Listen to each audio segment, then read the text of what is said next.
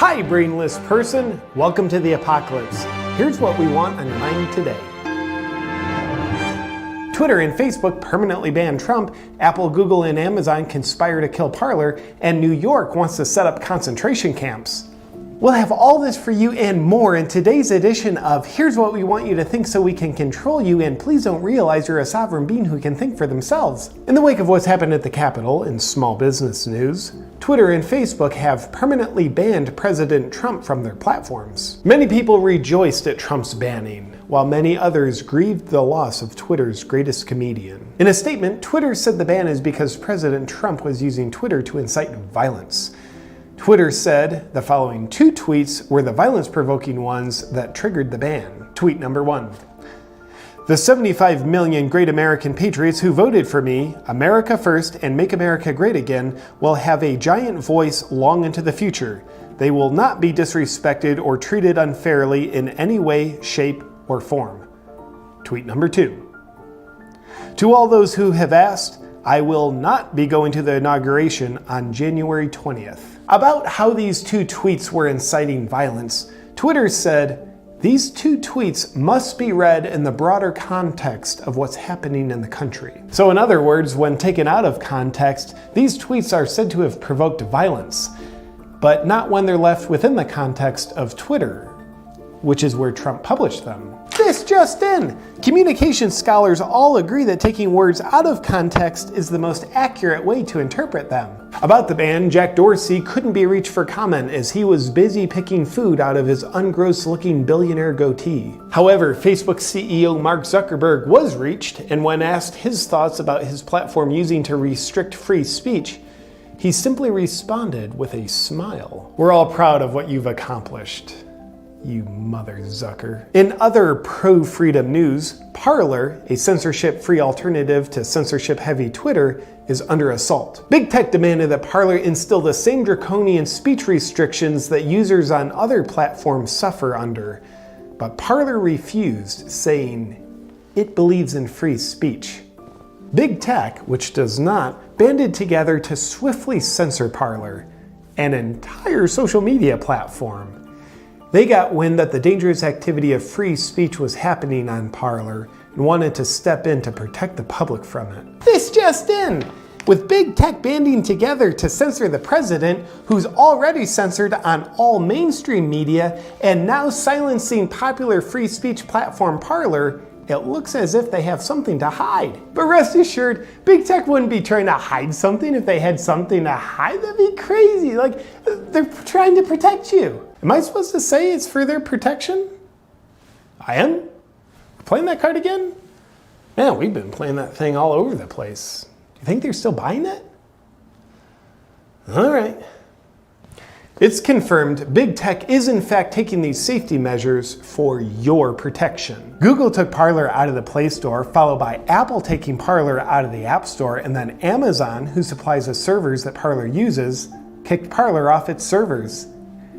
They took Parler off the internet. To justify its decision, Apple declared, Parler is in fact responsible for all user-generated content on its service. Now this runs contrary to the same section 230 that says a platform is not responsible for the content generated by its users. The same section 230 that protects Twitter and Facebook. But luckily Apple slammed its $1 trillion judicial hammer down to inform the public of the new law.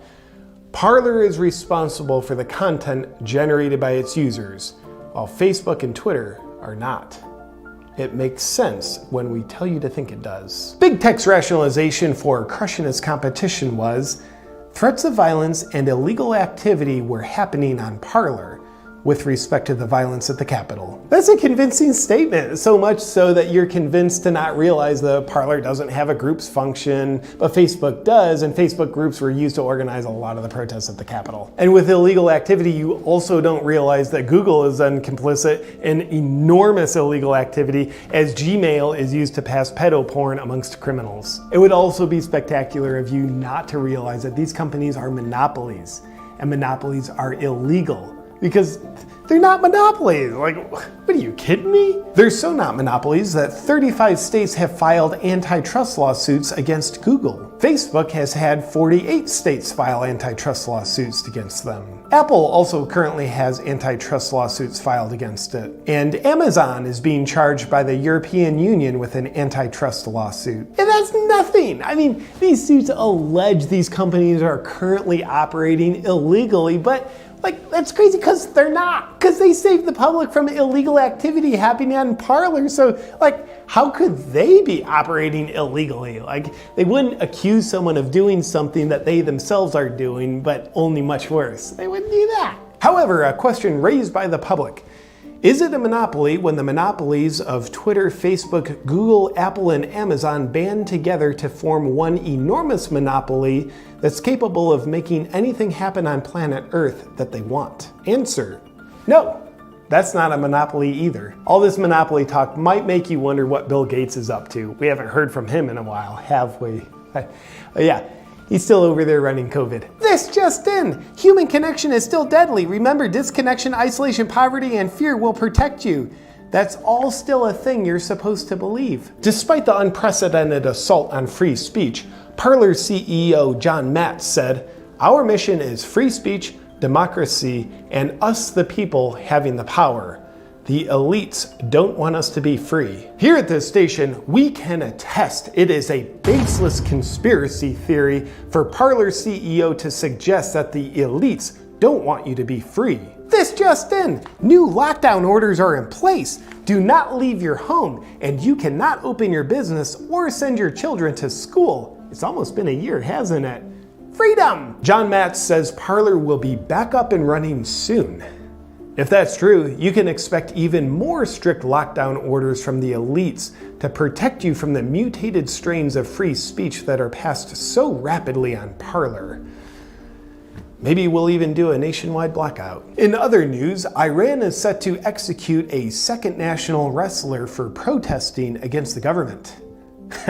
Well, I guess we're not really that far behind you here in the US, are we, Iran?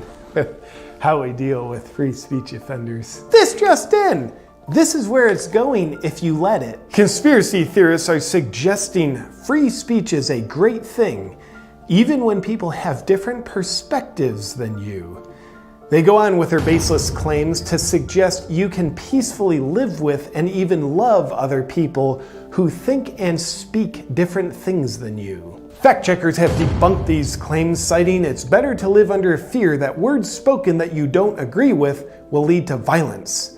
And we think living in fear feels like a way more loving way to live. These crazy conspiracy theorists' baseless claims are also unconstitutional. So much so that our constitutional scholars are combing the Constitution to find the line in the First Amendment that defines free speech as saying whatever you want, as long as you agree with us. Scholars have not found the line, yet we're moving forward with full assumption that they will. And in concentration camps are coming to America news, in New York, a bill has been proposed that would allow the state to detain people if it deems them a threat to public health. The Assemblyman Nick Perry, who sponsored the legislation, said the bill would not infringe on an individual's liberty. Our fact checkers have fact-checked this statement as true. A governor being able to determine that someone's a health risk based on their own definition of health risk, and then being able to hold that person as a prisoner for as long as they want does not infringe on liberties. In other governors acting like a dictator news,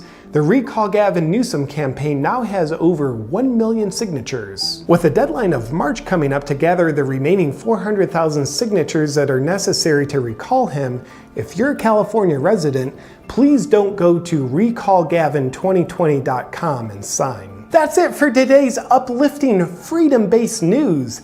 Enjoy your day of having Facebook, Twitter, Google, Apple, Amazon, and the media tell you what to think and do. Your free will is not yours anymore, but we let you think it is. Good night.